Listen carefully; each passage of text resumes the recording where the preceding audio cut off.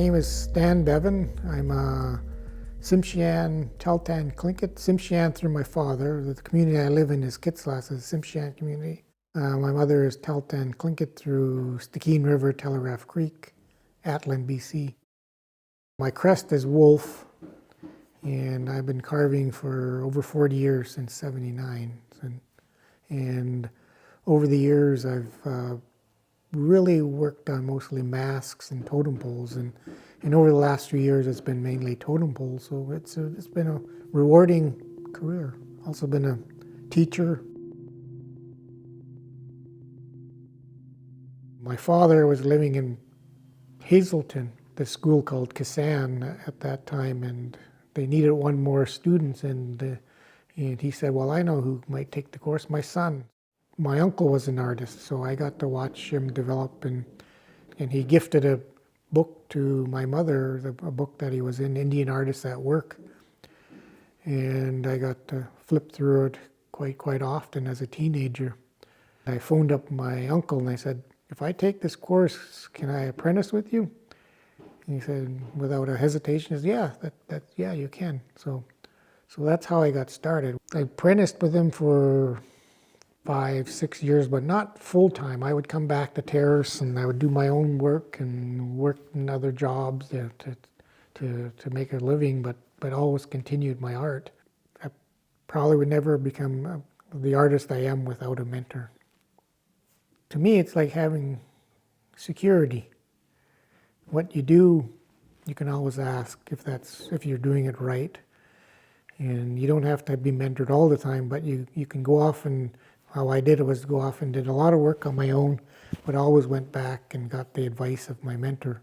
And an example is with my prints. I tried to teach myself on how to do printmaking through YouTube, but then I realized there's things that YouTube couldn't tell me because I couldn't ask YouTube questions. And then I realized the importance of what a teacher, what a mentor can do for you.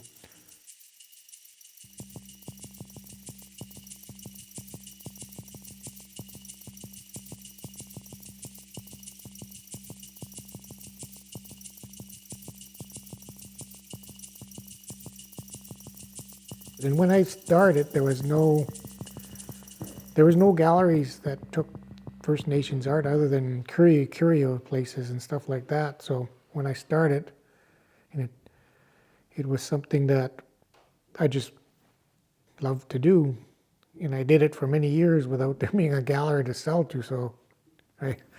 So imagine on a career that there's nowhere to go. But my uncle was even worse than that, because at that time there was actually nowhere, but it was bringing the art back and learning the art and the culture, and that's what made the art real. Is not only is it an art form, it also belongs to our culture and in bringing us back to who we are and who we are today and who we were, but it's really about who we are today.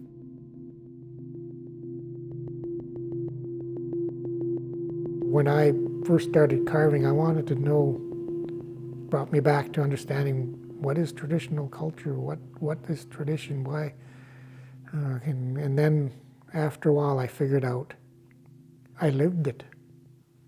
I lived traditional life. I just lived it in a different way. My mother and father were brought up in their traditional ways, and they taught me in their traditional ways that relate to now. So that was the values and respect that they passed down to me. I realized that I was taught traditionally my whole life.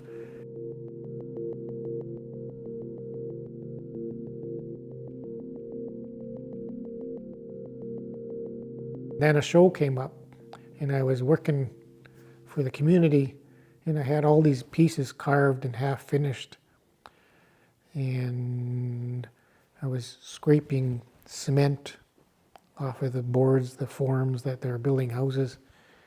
And I knew a show was coming up in Vancouver. My uncle said, well, there's a show coming, you should be in it. So I just said, I'm quitting. I'm going back to art. And that's one of the very first shows that collected all the masters at that time. And we got included in that, me and my cousin Ken, included in that show.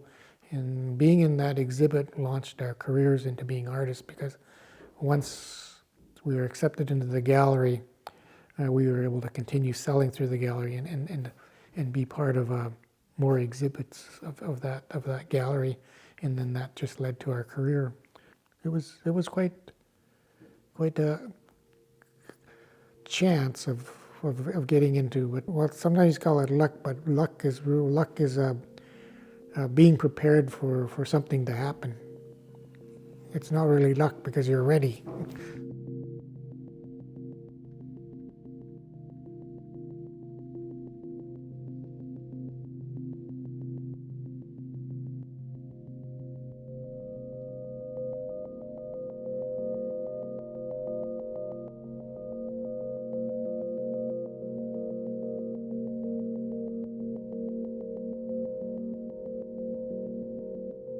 Traditionally, we use the different types of wood for different types of materials.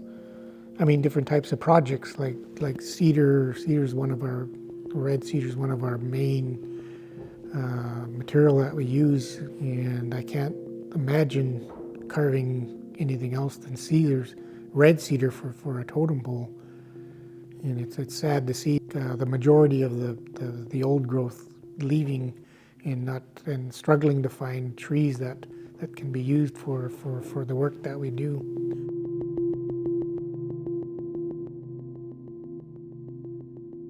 That's a tough thing to see industry doing what they're doing to our environment. In the early 80s, when I first started carving, I was working for the community, and we were surveying a back road, and we had archaeologists come in, and they were searching the line to make sure there's no artifact or any disturbances where this road was going to go through. And we traveled down to Prince Rupert. I went with the archaeologist, Prince Rupert, and we went to the cannery, and I told them, one day this cannery will be a museum. And 30 years later, it's a museum. Are turning these canneries into museums because they're the depletion of our salmon. And it's not just fishing, it's everything that goes along, the logging, the mining, the roads and stuff like that that's affecting the waters and in the environment of the change in the weather that's reducing our water levels. And so there's a lot to it. So I guess essentially is what you're looking for too.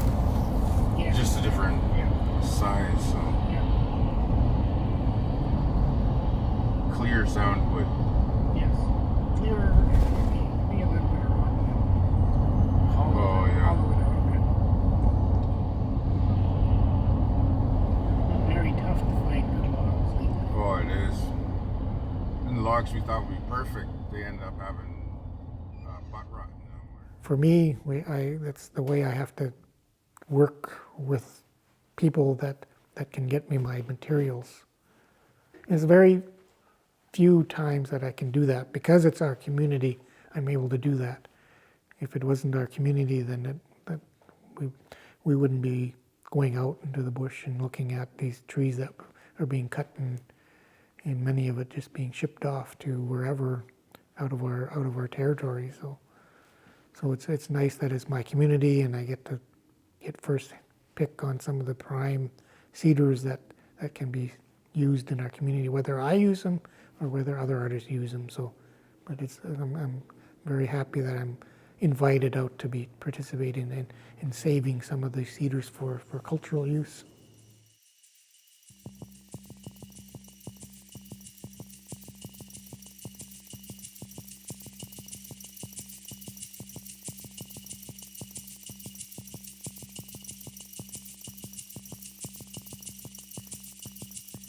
Just reminds me of going to visit New Zealand, and all their natural trees are gone.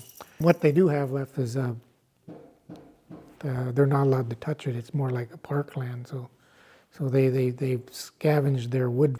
They use old houses that are being torn down, or they use old fence posts. So it's quite sad to see that they're losing their natural materials. So in their contemporary work is done in other materials, and it's based off to their traditional works. But the wood carvers that struggle to find the woods that they need. So I'd hate to see that happen to us or the next generation of artists, that the wood supply is gone. So it's very, very important that we try and save some of these, or at least put them aside so that we can use some of them to create some of our works.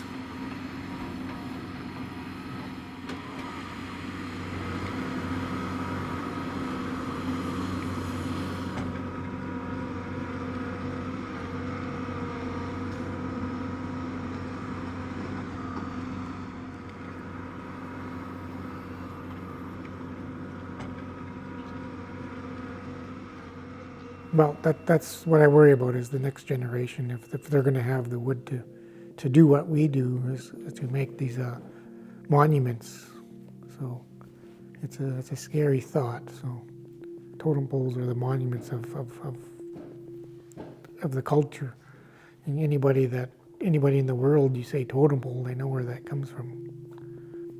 We have so few masterpieces left in our communities that it's very hard for artists to learn, and it's hard for people to understand the connection that we once had to these pieces. It's part of our culture. It's something that belongs to us, and if it's not there, then it's the opportunities for artists like myself to have these opportunities will be gone, and they'll just be, again, they'll return to the museums. So. Mm-hmm.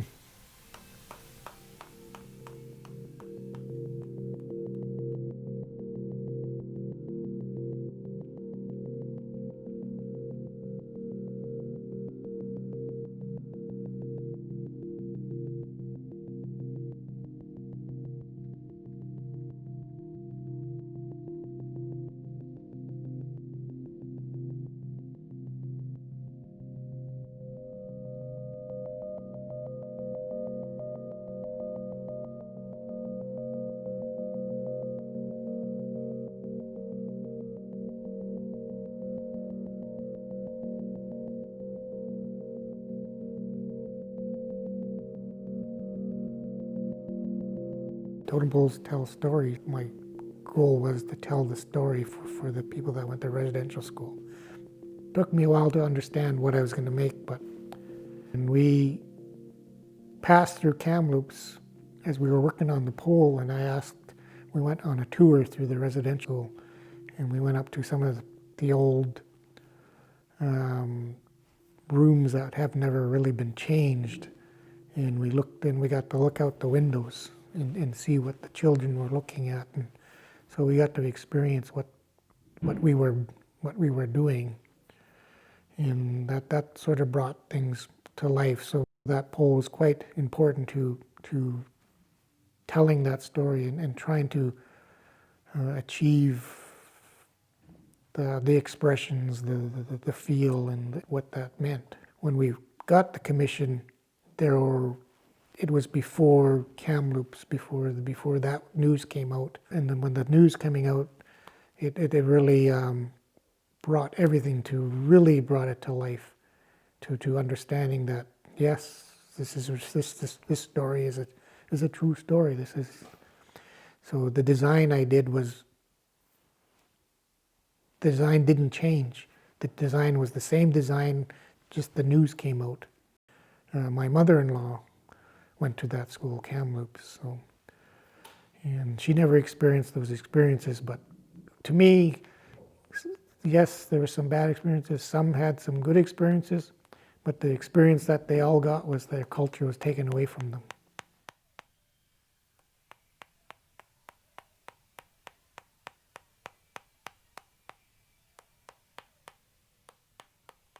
What was nice after the pole was raised, an elder that he went to residential school and his children went to residential school. And the compliment that, the satisfying compliment that I got after the pole was raised, he said, "Now we have a pole to tell our story."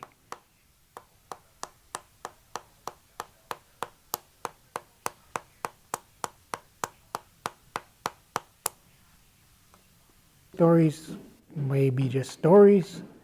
Some of them may be related to what happened in history, but the stories are told for a reason. Artists are the ones that awake the people. If they're doing it right, they're part of that brings light to what's happening.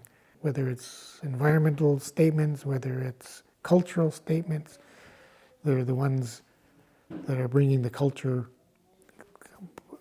back. A lot of our stories are teaching stories, and they're teaching of the environment. They're teaching of respect of the environment. And by bringing some of those stories back, you're wanting to teach the importance of not just our culture but our environment. These old stories, teaching stories, were told to give respect to the land, respect to the waters, respect to people. So many of the stories where people get punished is because they disrespected the land, they disrespected the animals, they disrespected the salmon. Art is part of bringing the culture back, especially in the Northwest Coast art. It's part of the revival of the culture, started with the art. And some First Nations people don't see it that way because they're doing bringing the culture back in other ways. But to me, an artist in Northwest Coast art is a big part of why the culture is growing and becoming strong in our communities again.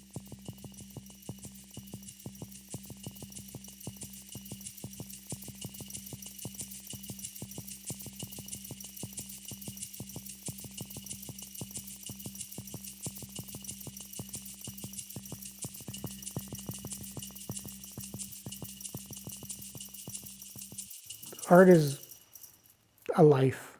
You have to live it. You can't do it now and then. It's something your life is based after. People say, I want to be an artist because I can work for myself and but really being an artist is working all the time, long hours every day. You're rewarded in what you see and what you've done and what you've learned. If you're not learning, then you're not creating. You're just doing something that's already been done, and you can only do that for so long. I had commissions where they wanted plaques for awards, and the same plaque was done over and over and over again, and I just quit. I quit doing it. Where's those awards? Oh, I didn't want to do it no more. But the idea is, the pleasure is learning. Each piece should be something new and something you're learning. So that's the same what I'm doing with my totem poles now. I'm challenging myself to put something new in there and create something that's different from being done now. To me, when I make a design, it's all about thinking and understanding what I've done and studying. I go through many things, go through many books, I go through many different ideals, modern ideals, different artists, and then when I draw it, it sort of comes together a lot quicker than starting with a blank page and a blank mind. You have to have that something in your mind to understand what you're going to be creating or what you're going to start to be creating. And learning comes from not only studying, learning comes from traveling. You understand yourself more because you see what other people do and then you understand what you're doing. If you can't understand what you're doing, then you don't know what direction you're going in. But if you go and travel to other countries and other artists and visit other artists and see what they're doing, you sort of understand, hey, how do I fit into what they're doing? And that was my experience when I traveled to New Zealand. At the time, they were learning from us to how to market their art. but at the same time, they were advanced in their teaching because they had schools and they gave out their own masters. They were way ahead in the teaching, and they were getting into contemporary and into. So that's what I picked up from going to New Zealand, is that there's a lot more than just creating and selling your work. There's the tie to teaching and how important that was.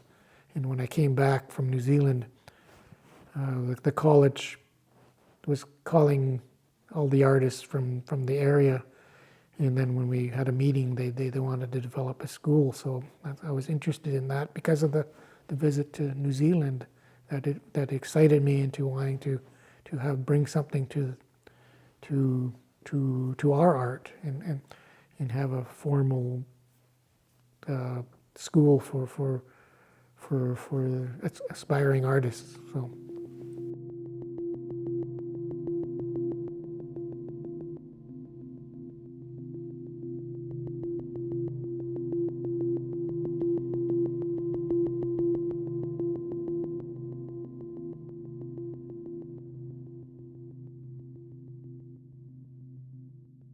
Freda Deasing is Dempsey's, my uncle's teacher. It's taken so long, like my uncle's one of the first group of artists, and it's taken them so long to develop the art. And then me being like a second generation of my uncle's work, and then what happens to my art, where does it go from there? And so that's why I enjoy teaching, because I get to pass on something that took me 10 years to a student in 10 seconds. So that knowledge they have, so they don't have to step that step, they have that step, they can move on and keep learning, and that's just the way of the art evolving and how they use it. It's important how they understand it and how they use it and where they're going to bring it. So. First of all, we always stress that you have to understand the school is about fundamentals. Every great art in the world had its fundamentals. Every great artist, even European artists, understood the fundamentals before they went off and did other things, because it all roots from one, and then it's easier for it to fit back into the art if it has the roots. And you can't be contemporary without having that, because you can't stretch something that you don't know. And then while they're learning the fundamentals, we're also telling them the importance of their culture, the importance of tradition in different areas.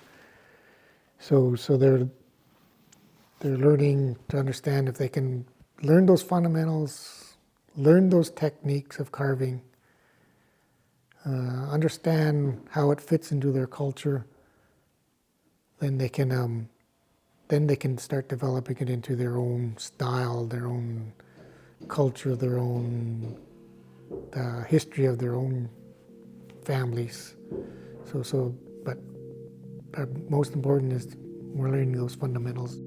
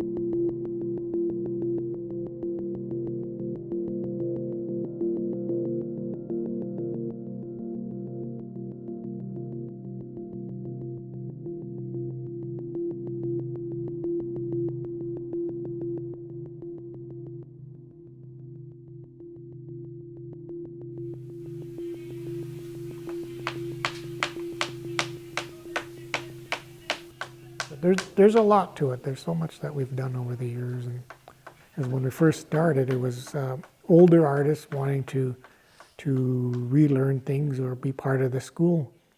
And as the school went on, it's drawing in younger artists, and there's so many good artists out there, and it gives them that opportunity to learn the art properly and work with other artists, because you need that community of artists to bring it to that new level. Like that's how me and my uncle and my cousin Ken worked. We worked as a group, and we helped each other's. Us helping and learning from our uncle, and my cousin Ken and myself learning and helping each other's with the art. Many of the big first totem pole projects we worked together and through each other's ideas and stuff like that. So we encourage many of the young artists to try develop a mentorship with somebody, or even just work with somebody, so that you have that feedback, because as an artist you need some sort of feedback on how you're growing, whether you want it or not. Some people don't like criticism, but criticism is a big part of growing. And when I first started teaching, I talked about putting things on the board and giving lessons, but it didn't work because our art is visual, and it's really what it is one-on-one, because I was taught myself one-on-one through my uncle. Each student is at a different level, so you got to teach them at their level. You can't teach them something they've never seen or can't visualize. You gotta understand them. Some are very serious, some like to have fun, so you got to figure them out, and then you can teach them. Teaching is also an art, and it's very hard to. You can be very talented and be a great artist, but some of them are not good teachers, because teaching is capturing your student and having them be able to relate and learn from what you're teaching them. To teach art, you have to be an artist. You can't teach art without producing your own art. So at the time I was teaching, my community Kitsillas was doing their cultural center, so I was able to do art in the summertime and continue producing totem poles. And so that I was very lucky that I was continued creating art, so that I did not forget on what I was teaching, because you can become a stale teacher if you don't actually do what you're teaching.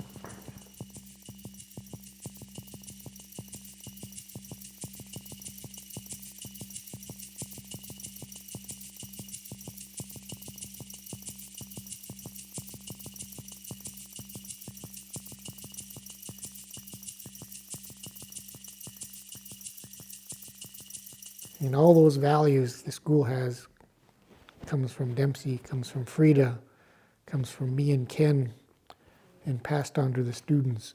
And the main value is respect, respecting yourself, respecting the art, respecting the school, and that's what we expected out of the students. And if you can respect, you can learn.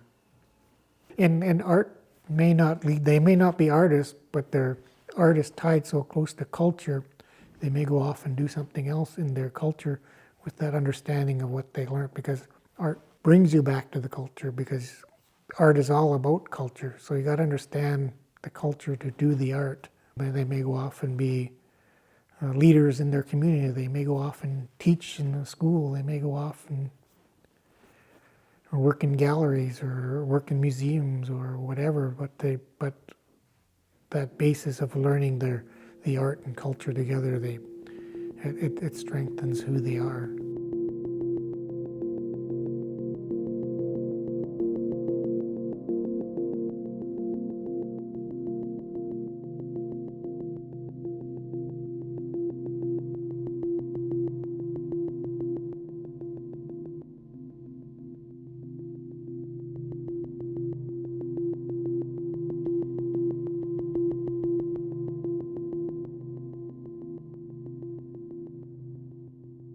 Just working and hoping one day that your work will be remembered. and changes people, changes my children, changes my grandchildren, helps them with the growth in their areas. Is we're continuously changing. We're not creating our past, we're creating our future. I always think that because we're studying the past, we don't want to recreate it. We want to create a new future on how we live today and how it all fits into what we're doing now and how that's going to be continued through our next generation of artists, next generation of children, and how they see what we've done and and hopefully that brings them into continuing on what we've done in their own way. That's what I thought of the school when I had to let it go that it's not going to be me, it's not going to be Dempsey, it's not going to be Ken. It's going to be created in its own new way. There's a lot to teaching, and the ones that took over, like Nathan and Nikita, they have those skills, and that's why I sure sought them out to be able to take the school over it and keep it alive and have those values. And all the students that we helped, hopefully that they understand what we were teaching them, whether it's now or 10, 15, 20, 50 years from now, maybe it's something that changed them.